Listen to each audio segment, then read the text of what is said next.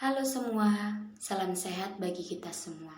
Perkenalkan, nama saya Tangyo Notmoli Manik dengan NPM 2009100202, kelas F, mata kuliah Strategi Belajar Mengajar, Prodi PGSD dengan dosen pengampu Bapak Sumarlin Mangandar Marianus SSI MPD, Universitas Katolik Santo Thomas Medan. Baiklah, materi kali ini yaitu tentang sumber belajar. Poin-poin yang pertama yaitu pengertian sumber belajar, yang kedua jenis-jenis sumber belajar, yang ketiga karakteristik sumber belajar, yang keempat implementasi sumber belajar. Baiklah, langsung saja kita masuk yang ke topik yang pertama, yaitu pengertian sumber belajar. Sumber belajar merupakan berbagai atau semua sumber, baik yang berupa data, orang, metode, media, tempat berlangsungnya pembelajaran, yang digunakan oleh peserta didik demi memudahkan dalam belajar. Yang kedua, jenis-jenis sumber belajar.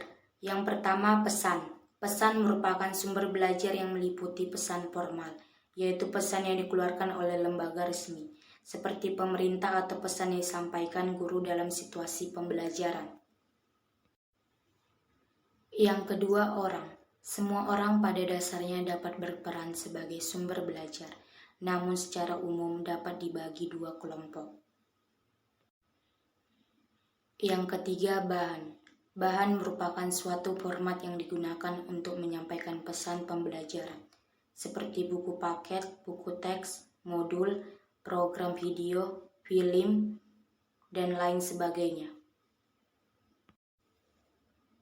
Yang keempat, alat. Alat yang dimaksud di sini ada benda-benda yang berbentuk fisik, sering disebut juga dengan perangkat keras.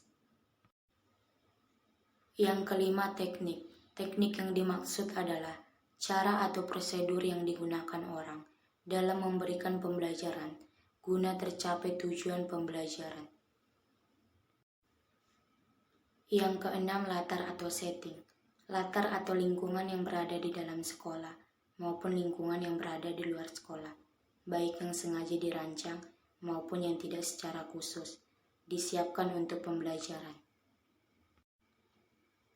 Yang ketiga, karakteristik sumber belajar. Yang pertama, fiksatif, yaitu media mempunyai kemampuan merekam, menyimpan, melestarikan, dan merekonstruksi suatu peristiwa atau objek.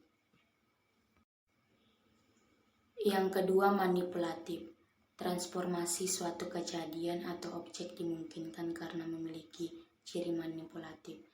Kejadian memakan waktu berhari-hari dapat disajikan kepada siswa dalam waktu 2 atau 3 menit dengan teknik pengambilan gambar. Yang ketiga, distributif. Media memungkinkan suatu objek atau kejadian ditransportasikan melalui ruang secara bersamaan kepada seluruh siswa. Yang keempat, implementasi sumber belajar. Implementasi sumber belajar adalah proses yang diatur dengan tahap-tahap tertentu agar mencapai hasil yang diharapkan. Tahap-tahap kegiatan sumber belajar menurut Majis meliputi 3 aspek, yaitu yang pertama kegiatan awal, kegiatan inti, dan kegiatan penutup. Demikianlah pemaparan materi ini. Saya sampaikan atas perhatiannya, saya ucapkan terima kasih. Jangan lupa like, comment, and subscribe. Unika Smart, Unika Jaya.